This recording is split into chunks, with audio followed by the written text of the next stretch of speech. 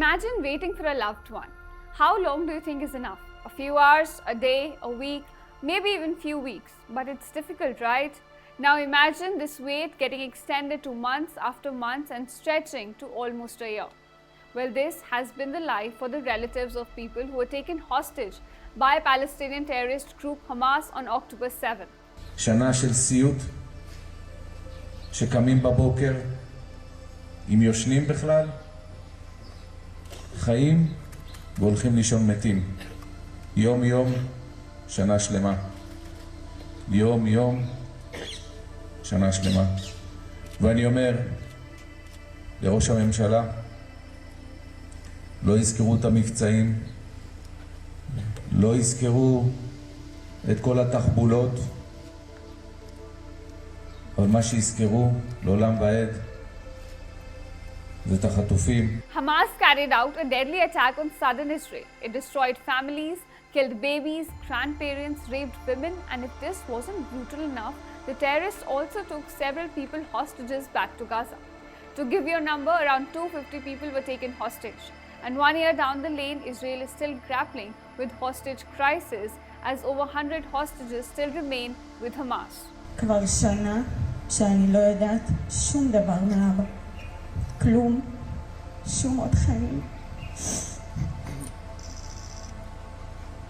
אני רוצה להגיד לאבא שלי שאני אוהבת אותו.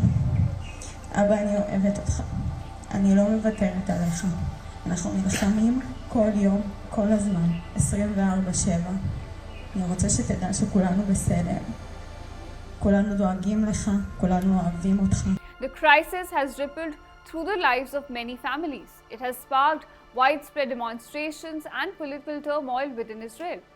A recent incident when bodies of 6 hostages were recovered from Gaza has only increased the fears of family members, and for whom even waiting for another day is too much.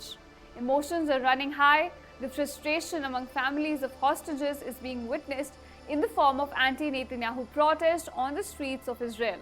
עברה שנה, אבל בעצם עבר יום אחד ארוך שמרגיש כמו נצח. אבא שלי עדיין ב7 באוקטובר 2023, 101 חטופים עדיין ב7 באוקטובר, והם עדיין מתפללים כל רגע שיבואו להציל אותם, שיגידו להם שהם חוזרים הביתה. A major relief for Israelis was witnessed earlier in November in the form of hostage prisoner exchange. A brief ceasefire resulted in the release of over 105 hostages in exchange for 240 Palestinian prisoners. Among those freed were women and children, instilling hope in many families.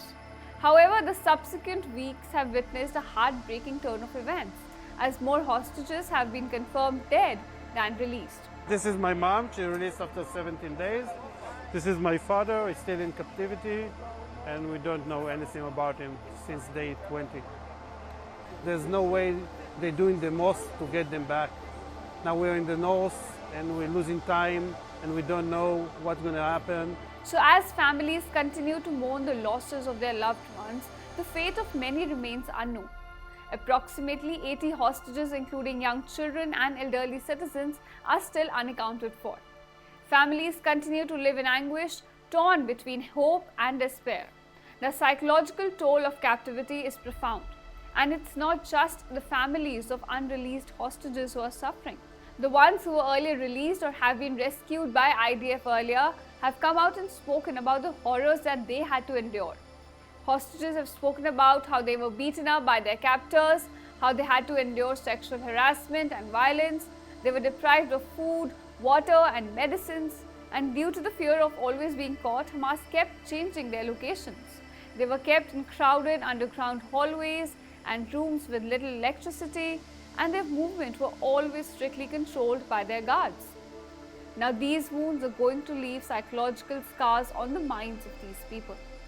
And as the situation evolves, the Israeli government faces mounting pressure from the public. A poll has now revealed that over 56% of the Jewish population believe that securing a deal for hostages should take precedence over military operations. Yet, as demonstrations grow louder, the government seems hesitant to change its course. The cries for justice are echoed at every demonstration taking place in Israel. People are demanding answers, pleading leaders to prioritize the safe return of hostages. People don't understand it. Jewish in the whole world don't understand it.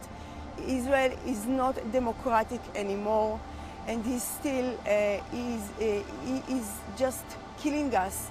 He's killing us. He's killing. He makes more war and more war, and there is.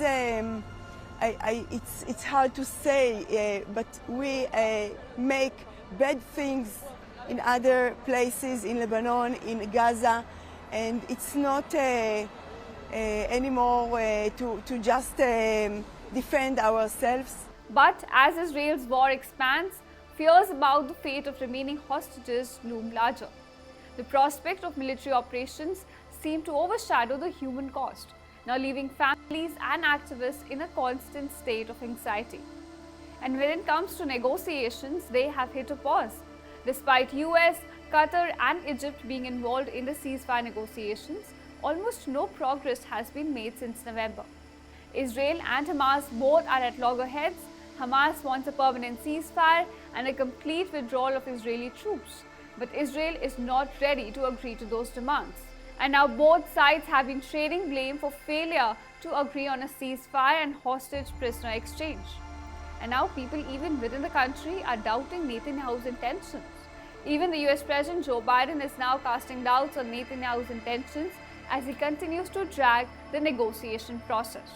So while Hamas continues to hide among civilians in Gaza and put the lives of Gazans as well as hostages at risk, the path to resolution is fraught with complexity. As both the government and the public wrestle with choices ahead, one truth remains clear.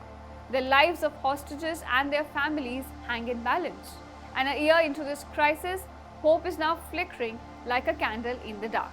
Thank you so much for watching this video. Stay tuned to India Today Global for more such updates.